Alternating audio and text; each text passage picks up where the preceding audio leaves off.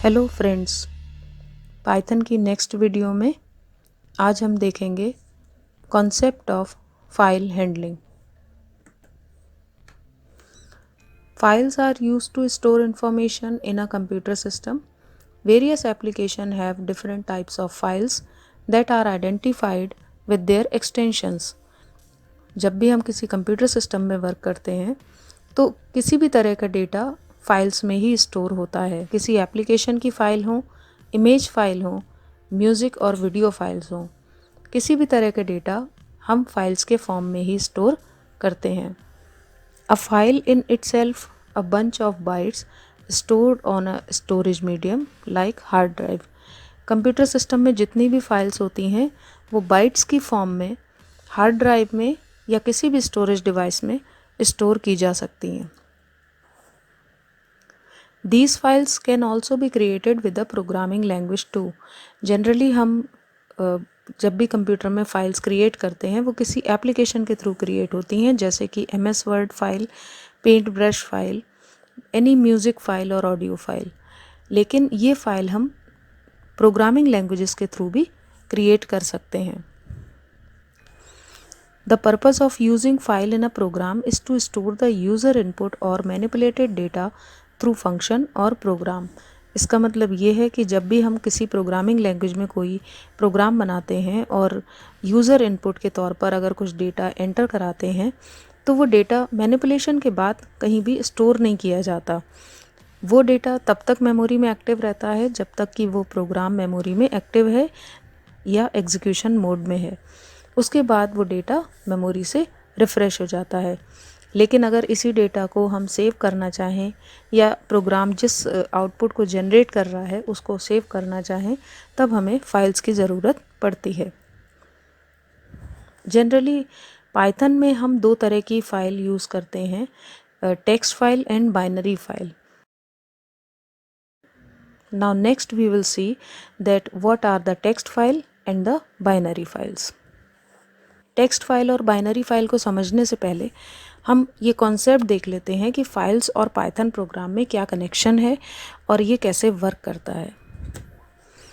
Suppose we have Python program in a particular editor, जहाँ पर हम प्रोग्राम राइट करते हैं उस एडिटर मोड को हम एक विंडो मान लेते हैं और दूसरी विंडो हम मानते हैं पाइथन आउटपुट या कंसोल विंडो को।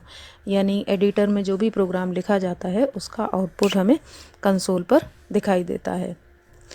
जो भी चीज़ हम कंसोल पर डिस्प्ले कराते हैं या जिसकी भी कमांड एडिटर में लिख के उसका आउटपुट जो हम कंसोल पे देखते हैं उसको आउटपुट टू कंसोल कहा जाता है या राइटिंग टू कंसोल कहा जाता है। अगर एग्जीक्यूशन मोड में रहते हुए यूज़र किसी भी तरह की वैल्यू इनपुट करता है तो हम इसे प्रोग्राम में इनपुट फ्रॉम कंसोल कहते हैं। अब कॉन्सेप्ट ये है कि आपको पाइथन प्रोग्राम से डेटा फाइल्स के साथ वर्क करना है, तो इस केस में हमें एक कनेक्शन क्रिएट करना है पाइथन प्रोग्राम और फाइल्स के थ्रू। अब इस केस में जब भी हम पाइथन प्रोग्राम से कोई डेटा फाइल में लिखना चाहेंगे तो इस टास्क को आउटपुट टू फाइल या राइटिंग टू अ फाइल कहा जाएगा। इसी तरह से जब भी हम अपने प्रोग्राम में किसी वेरिएबल में वैल्यू लाना चाहते हैं जो कि किसी फाइल से आ रही है तो इस कॉन्सेप्ट को या इस टास्क को हम इनपुट और रीडिंग फ्रॉम फाइल कहेंगे। In simple word we can say कि पाइथन प्रोग्राम से जो भी वैल्यूज़ हम इनपुट करते हैं अगर उसको आफ्टर मैनिपुलेशन फाइल में राइट कराना है तो इसे हम राइटिंग टू अ फाइल या आउटपुट टू फाइल कहेंगे, और अगर हमें कोई भी डेटा फाइल से रीड करना है तो इसे हम इनपुट फ्रॉम फाइल और रीडिंग फ्रॉम फाइल कहेंगे। इस केस में जो पाइथन कंसोल है वो एज ए इंटरफेस वर्क करेगा जो कि यूज़र से डेटा को इनपुट करने के लिए और आफ्टर गेटिंग फ्रॉम फाइल उसे कंसोल पर डिस्प्ले कराने के लिए यूज़ होगा। Now next we will see types of file, जिसके बारे में हम पहले भी बात कर चुके हैं। Now we will see in details text file and binary files. First we will see here a text file stores data in ASCII और Unicode character.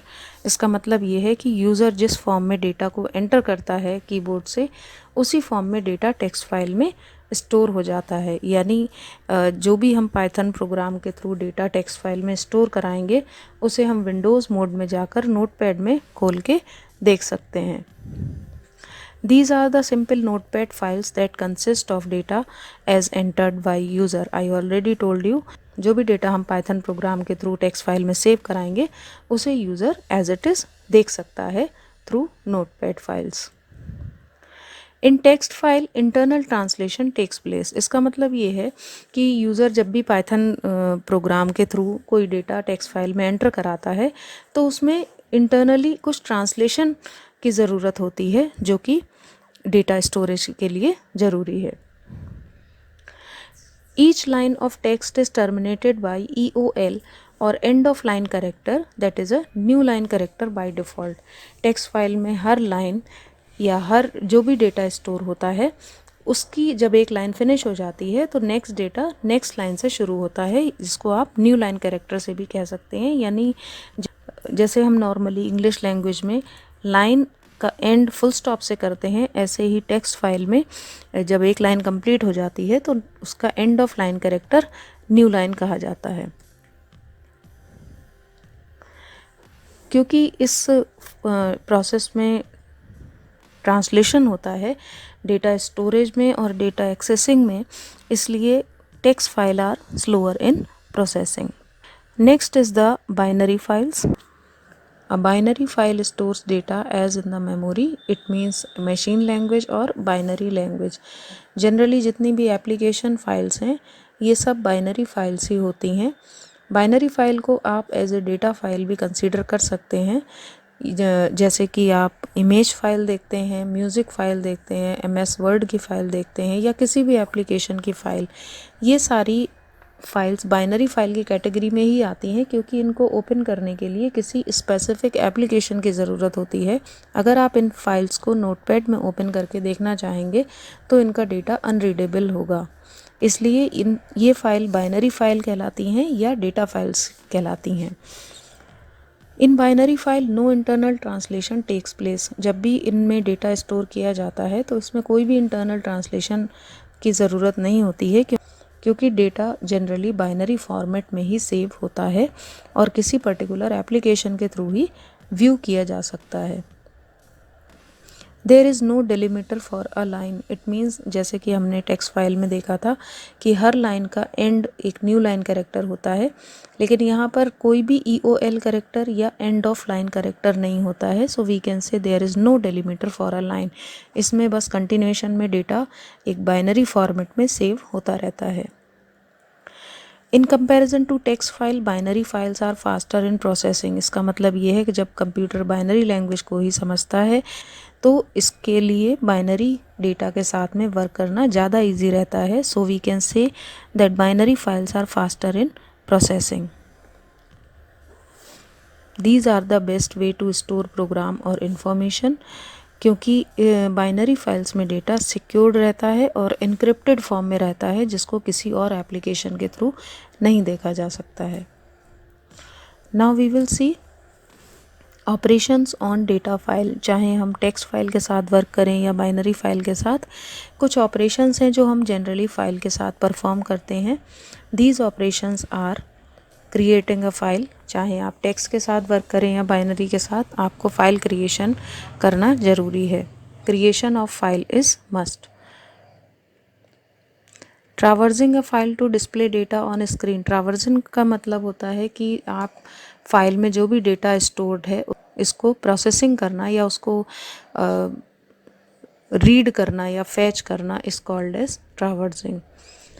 Next we can have appending data in file. Appending का meaning यहाँ पर ये है कि अगर आपकी file में कोई डेटा स्टोर्ड है और उसके आगे आप डेटा को स्टोर करना चाहते हैं, then it is called appending of data in a file. Inserting data in a file, जब भी आपको न्यू डेटा इंसर्ट करना है या फ्रेश फाइल में कोई डेटा को सेंड करना है तो इसको आप inserting data in a file भी कह सकते हैं।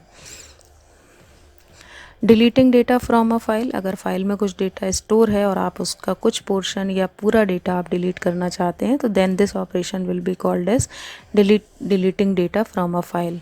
Creating copy of a file, कभी कभी आपको ऐसी ज़रूरत पड़ती है कि आप एक फ़ाइल की कॉपी भी क्रिएट करना चाहते हैं। Next we can have updating a data in a file, यानी फाइल में जो डेटा स्टोर्ड है उसमें अगर आप कुछ अमेंडमेंट करना चाहते हैं, कुछ अपडेशन करना चाहते हैं। देन क्लोजिंग अ फाइल, कोई भी टास्क करने के बाद फाइल को क्लोज करना ज़रूरी है। इन एन ओपन फाइल, या अगर हम किसी फाइल को ओपन रहने दें तो नेक्स्ट टाइम जब आप उसमें कोई भी ऑपरेशन करना चाहेंगे तो it may not give proper output, so closing a file is also must. Rest of the content of file handling we will see in next video.